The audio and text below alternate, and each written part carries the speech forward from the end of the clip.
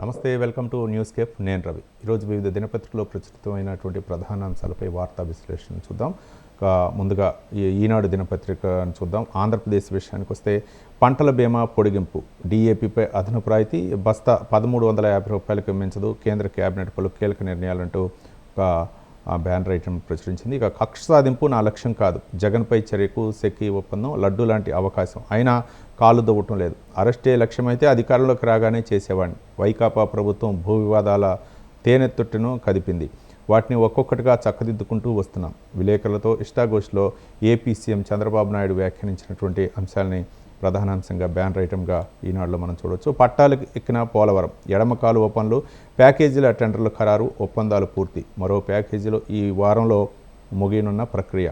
2323 కోట్లతో రాజధానిలో పనుల జాతర, టెండర్లు పిలిచిన సిఆర్డీఏ ఏడీసీ అంటూ ఆంధ్రప్రదేశ్కు సంబంధించి అభివృద్ధి గురించి వార్తా కథనాలను మనం చూసాం.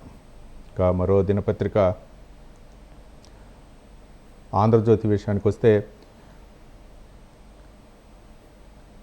మోయలేనన్ని పాపాలు చేశారు, అవన్నీ మేమే మోయాలంటే కుదరదు, చంద్రబాబు వ్యాఖ్యానించినటువంటి వ్యాఖ్యల్ని. ఇక జగన్ హయాంలో సర్వనాశనం చేశారు, రాత్రికి రాత్రే సరిదిద్దలేం, కొంత టైం పడుతుందంటూ ఏపీ సీఎం చంద్రబాబు నాయుడు వ్యాఖ్యానించినటువంటి వ్యాఖ్యల్ని ప్రధాన అంశాలుగా ప్రచురించారు.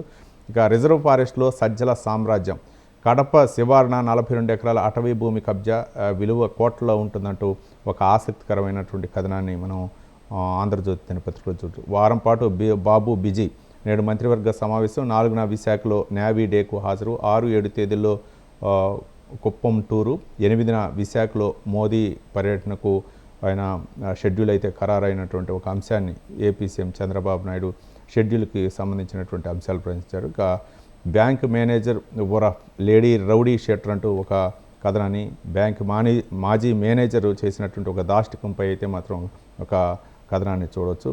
ఇక గోదాం వ్యవహారాలని మేనేజరే చూసుకున్నారు, నాకేమీ తెలియదన్న పేర్ని నాని భార్య జయసుధ. ఇక బియ్యం మాయం కేసులో పోలీసుల ముందు హాజరు అంటూ ఒక కథనాన్ని చూడవచ్చు. ఇక పేర్ని నాని, మాజీ మంత్రి పేర్ని నాని సతీమణి జయసుధ పోలీస్ స్టేషన్లో హాజరయ్యారు. ఈ సందర్భంగా ఆమె వ్యాఖ్యానించినటువంటి వ్యాఖ్యల్ని మనం చూడవచ్చు. ఇక తెలంగాణ విషయానికి వస్తే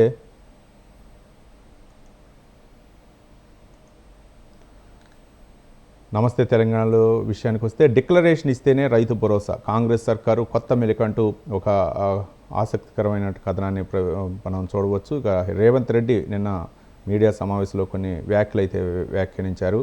ఇక అన్నం పెట్టే రైతుకే షరతుల, భరోసాకు కోత పెట్టేందుకు రేవంత్ కుట్ర, డిక్లరేషన్ ఇస్తేనే రైతు భరోసా అన్నట, రైతులని నేరస్తులుగా చూడటం దారుణం, దళిత గిరిజన బీసీలకు భరోసా ఎగ్గొడతారా, పసుపు చెరకు పత్తికి పెట్టుబడి ఒక్కసారైనా ఇస్తారా, వ్యవసాయ కూలీలకు 12,000 ఎగ్గొట్టే కుట్ర జరుగుతుందంటూ బీఆర్ఎస్ సీనియర్ నేత మాజీ మంత్రి కేటీఆర్ వ్యాఖ్యానించినటువంటి హరీష్ రావు వ్యాఖ్యానించినటువంటి వ్యాఖ్యల్ని మనం చూడవచ్చు. అలాగే కేటీఆర్ అంటే తను కూడా కొన్ని కీలకమైనటువంటి వ్యాఖ్యలు చేశారు.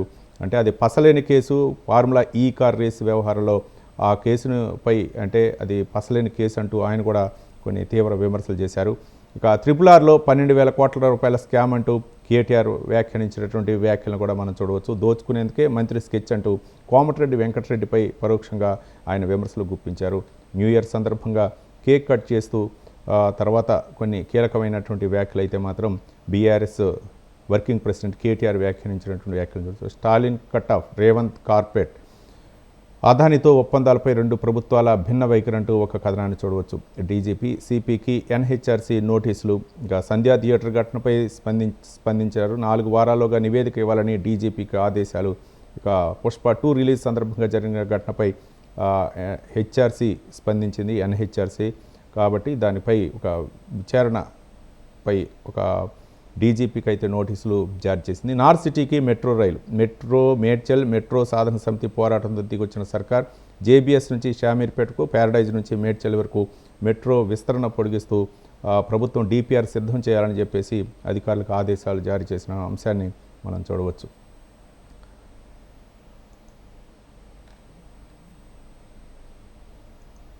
ఇక మరో దినపత్రిక ఆంధ్రజ్యోతి విషయానికి వస్తే మీరు మారండి నేను మారాను అంటూ ఒక ఆసక్తికరమైన కథనాన్ని మనం ఆంధ్రజ్యోతిలో చూడవచ్చు. ఇకపై పార్టీ నేతలకు ఎక్కువ సమయం ఇస్తా, అందరి రిపోర్టు నా దగ్గర ఉందంటూ తెలంగాణ సీఎం రేవంత్ రెడ్డి వ్యాఖ్యానించినటువంటి వ్యాఖ్యలు కూడా మనం చూడవచ్చు. నా గురించి మీరు అనుకున్నట్టే మీ గురించి కింది స్థాయి నేతలు అనుకుంటారు. పని చేయని వారిని ఉపేక్షించేది లేదు. స్థానిక ఎన్నికల్లో క్లీన్ స్వీప్ చేయాలనుకున్నాం. ఎమ్మెల్యేలు, ఎమ్మెల్సీ, ఎంపీ, కార్పొరేషన్ చైర్మన్లు 4 స్తంభాల్లో నిలబడి పనిచేయాలి.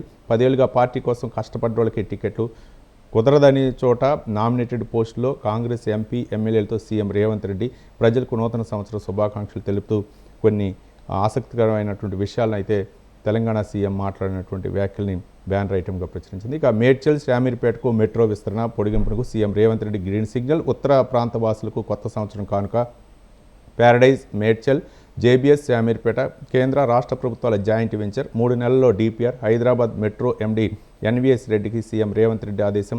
ఫలించిన మెట్రో మేడ్చల్ సాధన సమితి పోరాటం. ముఖ్యమంత్రి ప్రకటనపై హర్షం వ్యక్తం చేశారంటూ ఒక కథనాన్ని చూడవచ్చు. ఇక 30,000 కోట్ల అప్పు జనవరి, ఫిబ్రవరి, మార్చిలో 10,000 కోట్ల చొప్పున ఎఫ్ఆర్బిఎం కింద సమీకరించే అవకాశం. ఇప్పటికే టీజీఐఐసి నుంచి 10,000 కోట్లు జమ. వీటితో రైతు భరోసా, రైతుల కూలీలకు భృతి అమలు అంటూ ఒక కథనాన్ని అయితే మనం చూడవచ్చు. రైట్, మొత్తానికి అంటే వివిధ దినపత్రికలో ప్రచురితమైనటువంటి ప్రధాన అంశాలను చూసే వీటి